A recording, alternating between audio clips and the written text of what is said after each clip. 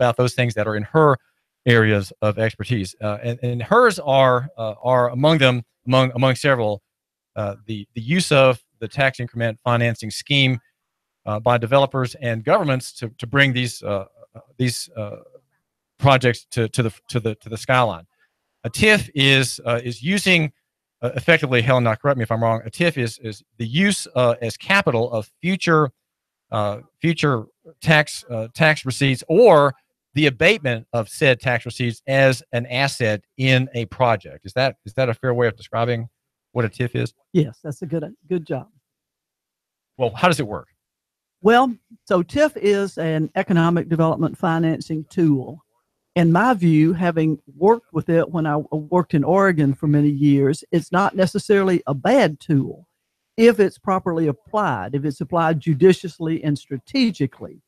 And the classic TIF projects in the country have been in areas where there's slums and blight, and where a TIF can be a shot in the arm and can, I think, truly be a win-win for the community as well as the developer. Well, let me just interrupt you there, Yes. Helen Burns Sharp. In a blighted community, let's say we're talking about a place that has slums where you have absentee landlords that have let apartment tenements fall in quality. Some are uninhabitable, some have been condemned, and you have sort of a brownfields area. How would a TIF help there? You're saying that's a good use of a TIF. I think that can be, David, in that sometimes in those areas, it's not going to happen. There's not that a TIF can help be a catalyst that will attract other private development, because the private sector is not likely to go into those areas. Now, what we've done in Chattanooga, this current proposal would be our second TIF. And the first time it was in a golf course community known as Black Creek Mountain.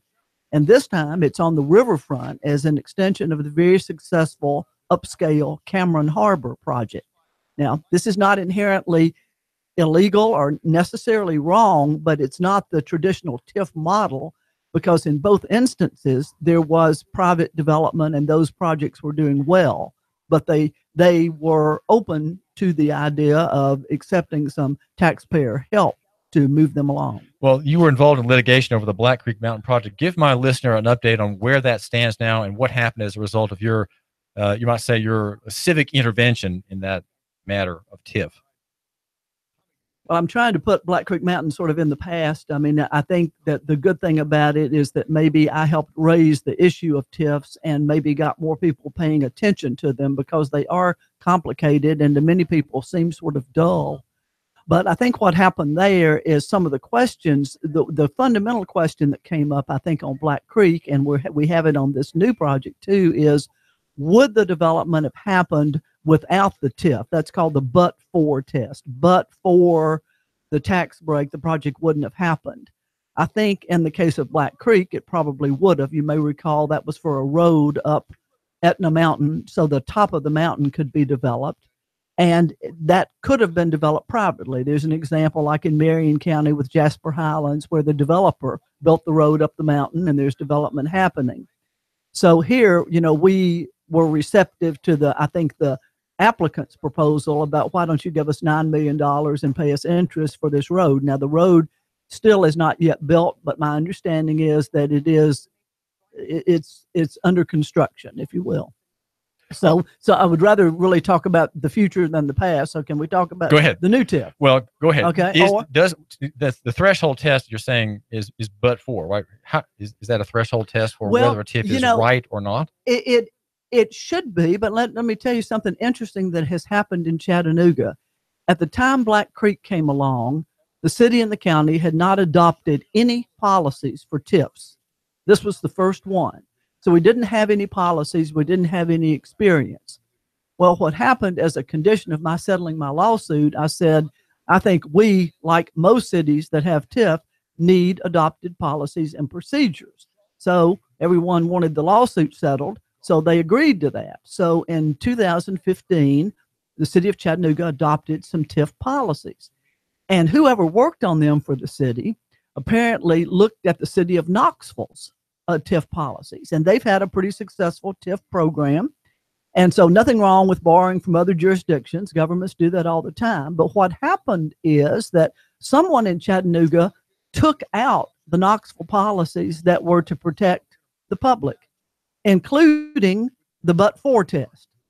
In the Knoxville policies, there is something that says the applicant must sign an affidavit saying without the TIF, they wouldn't do the project. That somehow disappeared from Chattanooga's.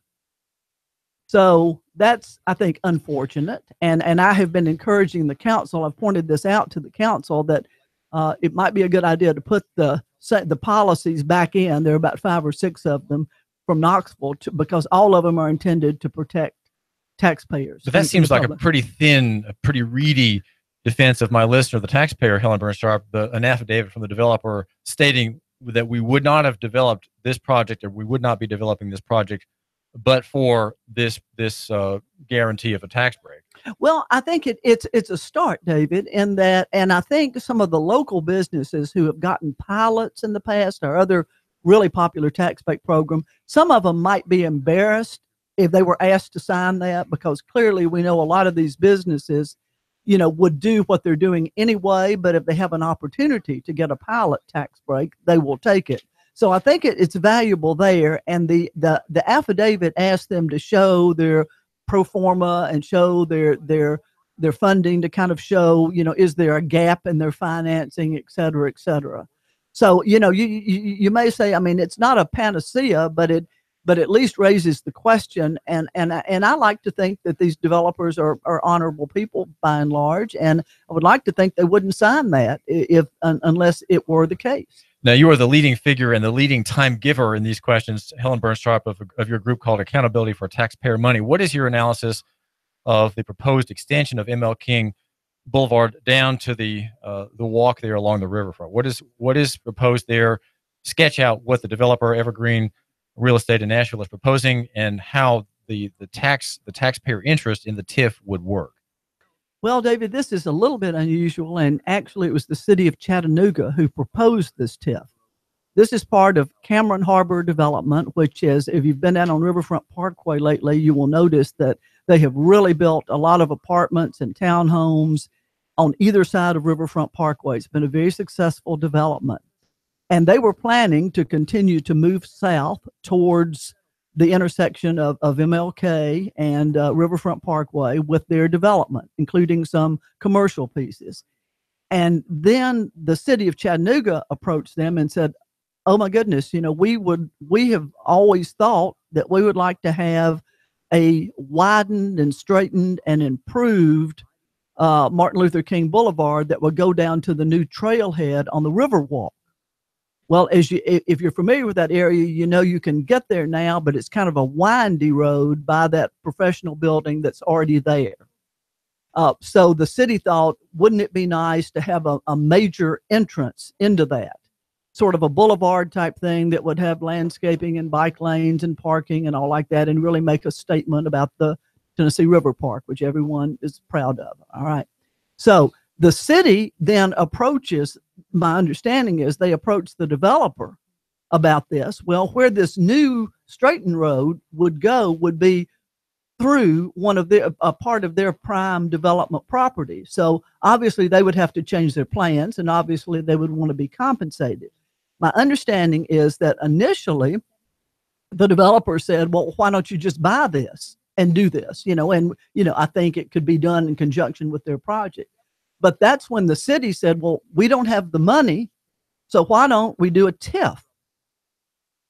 And so the developer, I mean, what can they say? But, oh, well, that sounds good. Let's talk more. So the way it's structured now, one of these days I'm going to be able to explain TIF in a way that makes sense. But it is, as you correctly pointed out, it's the use of future property tax revenues. And so what happens in this case is the developer has done a cost estimate for sort of the public project, the cost of the land, their lost opportunity costs, the cost of the street, some intersection improvements there at MLK and Riverfront Parkway. And that's estimated to cost like $4 or $4.5 million. The developer would get a bank loan for that. Okay, that's the way this is set up now. The way that would be paid back is there is a TIF boundary, and the TIF boundary is in that very vicinity, and it would include the areas where an apartment complex is going, about 100, maybe 200 or so units, a restaurant, and a medical office building. And so under this TIF plan, that is the plan area. And so for potentially up to 15 years, those properties would not pay property taxes to the general fund. That's the increment. That's the new tax money that would have been paid. And let me back up and say that originally they planned to do all these things. They planned to do the apartments, the restaurant, the office building, and pay property taxes. But we said, please take a TIF because we would like to get this road done because we think there's public benefit. But what we if you look at this, and this is not obvious, but it could be that we will be forgiving, and that is not collecting, maybe $10 million that could have, and would have gone towards fire and police and streets and parks and things like that. So that's the reason that my group thinks, number one, we think if the city and the county really want this street, find another way of paying for it. Whatever happened to the money that Alstom paid back? Alstom is right in that area. We got $6 million back from Alstom earlier this year. And just to explain that briefly, Helen Burns Sharp, that was a clawback lawsuit. That was a clawback, and what that had to do with is that Alstom had said that they would have an employee base of some 600 or so, and then they ended up, the workforce shrank, and then finally they closed up about a year ago. So there was some clawback language that basically said if you close or relocate, we can claw back some of the money, because the way that thing was set up, Alstom would have saved $30 million in taxes over the length of that pilot.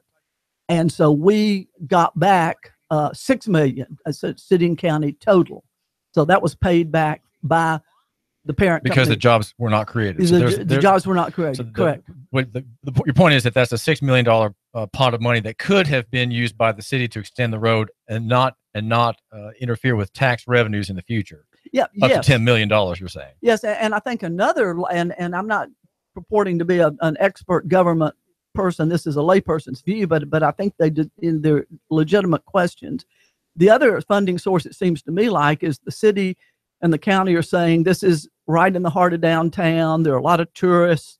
This will be the most visible entrance to the river park. Most people will use it. Well, what about using some hotel motel taxes? There was a little bit of a controversy with the county because theirs automatically go to the Convention and Visitors Bureau, whether it's $4 million or $6 million, or I think now it's $8 million or so. Well, why not? Why didn't the county ask the CVB for some of those room tax dollars? Because I think that is legitimate tourism kind of thing. And the city of Chattanooga, in their room tax dollars, they use it to retire some debt for the 21st Century Waterfront Project, but also they used good discretion on this, but they use it for some projects on the riverfront, like the work that's currently being done to the Hamburg Bridge and to the Walnut Street Bridge. So it seems to me like those are other funding sources, because part of the problem, one of the reasons this TIF is going to be expensive is the interest. When you pay 5.5% interest for 15 years, that costs some money. So if we could find the money on hand and do this, then it seems to me like that from a taxpayer standpoint would be far better. What is your analysis, which was published in the Chattanoogan in Toto, I think about a week ago, say about the show of concern for worker housing? There was a reference to $850 a month rent for quasi-subsidized housing that will be part of this proposal, and that's called workforce housing. But there's you indicate a lack of definitions of what that means and whether it's a real benefit to poor people, because I'm thinking that poor people won't be able to afford anything down there, period. I think that's right, David. I think you're really raising what I think may be the fundamental policy question about this project, and that is we understand about the public needing somehow, if this road's to be built, to pay for the road and the intersection improvements and all like that. That's a legitimate public cost. But what somehow or another we've agreed to do or offered to do is to put $500,000 into the project. And that's a little weird. I mean, we're almost, sort of part of the private development team there. And the reason we're using to justify it is that we're asking them to do 20% of their units, like about 36 of them, for workforce housing. Now, it's very interesting that they use that term. That term is not defined anywhere in the city. Affordable housing and low and moderate income housing is defined at 80% of median or less. But they're not using that term. And if you just Google, you'll find that people define it as between 80% and 120% of median. So even if it's affordable in the sense of the 80% of median, that would mean the developer could charge $850 a month. But they may be willing to allow the developer to charge even more than that. If the median price of rents is higher. Well, I mean, just by saying we want this to be workforce housing, I mean, they are not locked in to that 80% definition. Now, my particular group thinks when we use a tool to subsidize housing, it ought to be truly affordable, and it ought to be in areas that could really use that shot in the arm. And this is probably the most prime property in all of Hamilton County. Let's step back from the details for a minute. Helen Burns Sharp of accountability for taxpayer money here in the Chattanooga area. What is your view overall about this project? What's your main point of concern? Leaving the details aside, is there a liability or a hazard that my listener as a taxpayer, if he's in the city, should care about? Where is his exposure the worst, and what would be done to reduce that exposure to my listener? Well, I think that we maybe, if we don't slow down a little bit, we're going to be paying too much for this road. I mean, number one, let's assume that this is a legitimate public project and that it needs to be done at this scale. But it seems to me like there are better ways of paying for it. And do we want to, leave $4 or $5 million on the table in uncollected taxes? I think this is also part of a larger issue in Chattanooga and Hamilton County about we rush into these things. They're all of a sudden on the agenda for like the Industrial Development Board and the City Council and County Commission. And I think those good folks, and I think they are primarily good and want to do a good job, but they really don't have the information that they have. They get something from the mayor, and the mayor has, I mean, he believes in this and he's worked hard on it and all like that. We're talking about Mayor Burke or Mayor Cupelli? Well, really both, but I think probably Mayor Burke is probably the one who is, sort of taking the lead on this project. So I think we need to make sure when these things, whether it's a pilot application or whether it's a stormwater change to the regulations or whether it's the parking lot on King Street, we need to have better, and the policymakers deserve better and more complete information before they're asked to make a decision. Right. In many cases like this of government intervention in the marketplace, Helen Burns Sharp, there is a clear benefit to a highly visible party, and we all can be glad for him. But the costs are spread out among thousands and thousands of people, and those costs and those people are not visible in these narratives where you have a proposal for a subsidy for-profit ventures, again, with an outward, a seeming public good, yes, but the costs are shared widely, and those people who pay that cost in the long term, with the tax coffers not being full from the tax collection that they already have to bear, they don't like that and they have to pay for that. But here now we have someone who's feeding off of that revenue stream, capitalizing on anticipated tax flows, and then not having to pay it. My listener's not being accounted for, it seems, in these kinds of projects. Helen Burns Sharp. That's correct. And Helen, thanks for joining us. Okay, thank you, David. And we've been talking with Helen Burns Sharp. Her group is Accountability for Taxpayer Money. It's a very fine organization. Do think about supporting it. What's the website, Helen? www.atmchat.com. atmchat.com. Taxpayers are, in a way, an ATM, but here we have an ATM which is throwing up the red flag, the warning light. David Tulis, thanks for joining us. We are 92.7 FM, and now I've got some very important messages. Very important. Support our advertisers. Traffic, news, and information. Nooga Radio. Digital FM 95.3 HD4 and